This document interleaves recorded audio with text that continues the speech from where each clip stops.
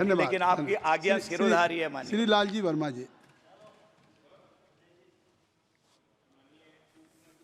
सभापति जी, मैं आपका आभारी हूँ कि आपने मुझे श्री राष्ट्रपति के भाषण की चर्चा में भाग लेने का अवसर दिया। मैं सबसे पहले उत्तर प्रदेश की महान जनता को आभार व्यक्त करना चाहूँगा, जिन्होंने एक अहंकार को तोड़कर एक मजबूर सरकार बनाने का काम किया।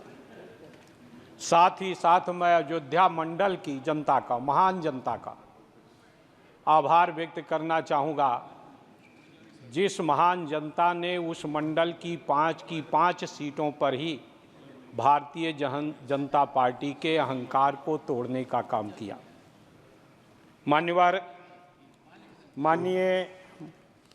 माननीय श्री राष्ट्रपति जी के द्वारा सरकार ने जो अपना बात रखी, चुनाव आयोग पर आभार व्यक्त किया।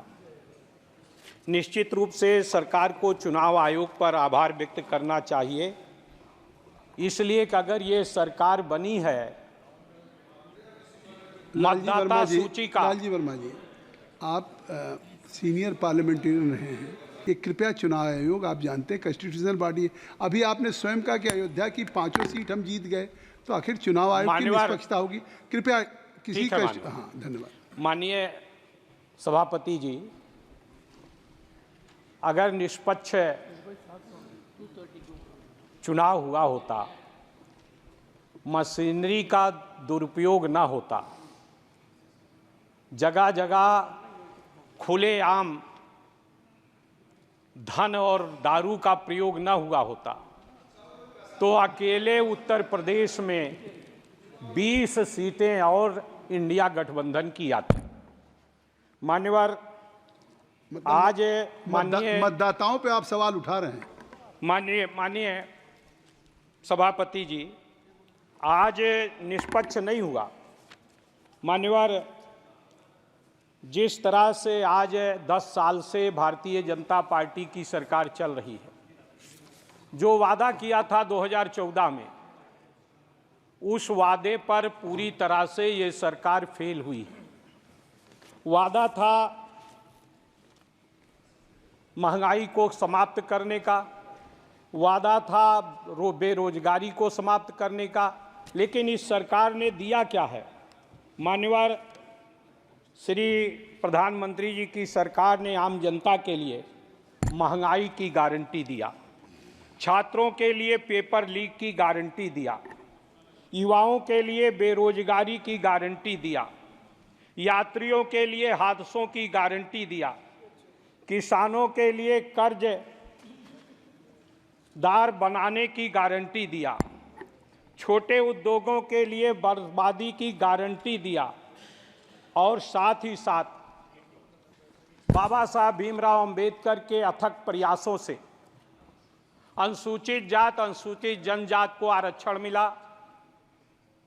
बड़े संघर्षों के बाद मंडल आयोग के माध्यम से पिछड़ी जाति के लोगों को हिस्सेदारी मिली सरकारी नौकरियों में। भारतीय जनता पार्टी की सरकार ने विभिन्न वर्गों के आरक्षण का लाभ न मिलने पावे, इसलिए निजीकरण करने का काम किया, और जो नौकरियां बची भी हैं उस आरक्षण पर नॉट फाउंड सुटेबल की गारंटी देने का काम भारतीय जनता पार्टी की सरकार ने किया। किसानों को न्यूनतम समर्थन मूल्य का लीगल गारंटी नहीं दिया।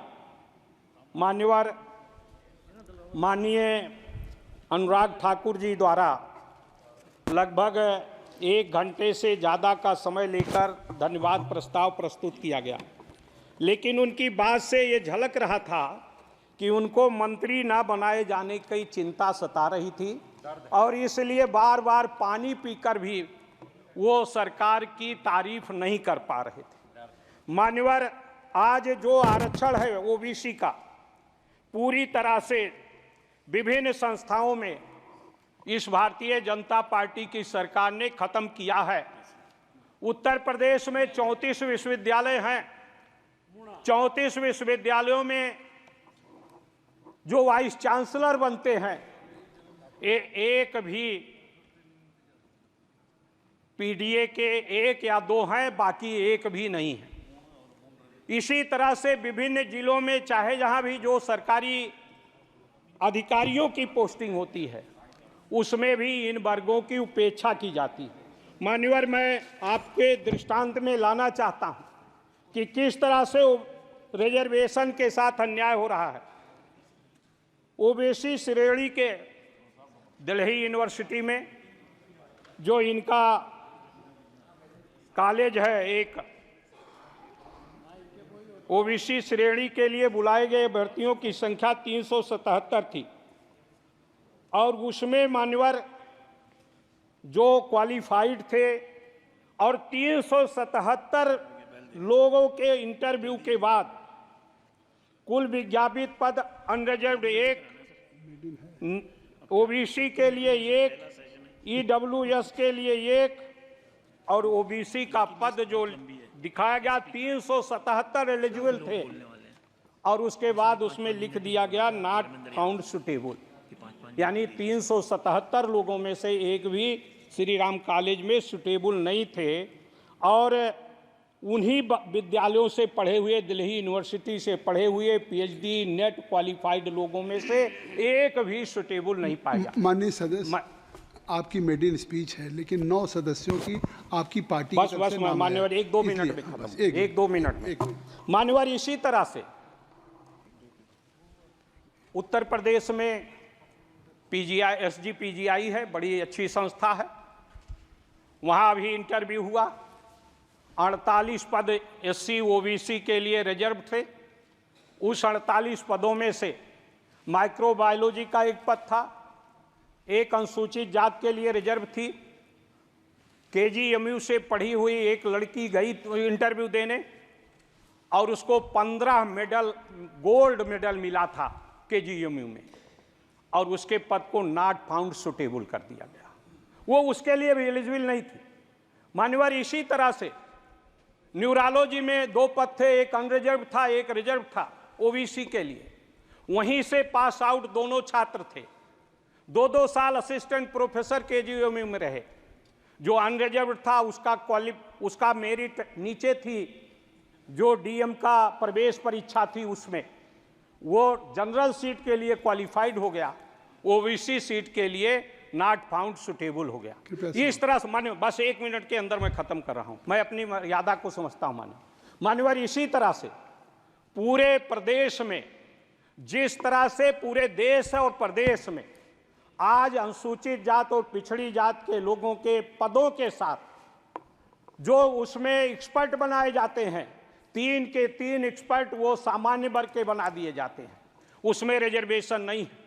इस तरह से आज ये भारतीय जनता पार्टी की सरकार, जिसने मंत्रिमंडल का भी बनाने का काम किया, कहते हैं कि माननीय प्रधानमंत्री स्वयं ओबीसी हैं, लेकिन उसके बाद भी ओबीसी के लोगों के साथ अनुसूचित जनजात के, अनुसूचित जात के लोगों के साथ बस कंक्लूड करा मैं इस तरह से अन्याय हो रहा।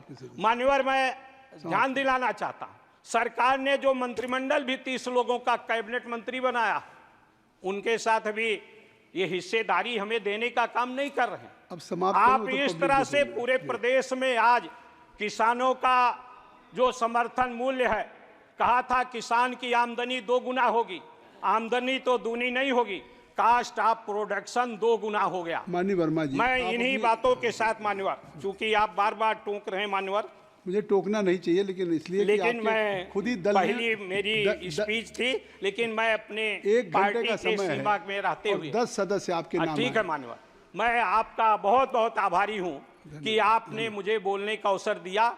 आज इस तरह से इस तरह का अन्याय हो रहा है, चाहे वो बुनकर हो, किसान हो, धन्यवाद, धन्यवाद। मैं इसके लिए मैं श्री पीपी चौधरी जी, धन्यवाद।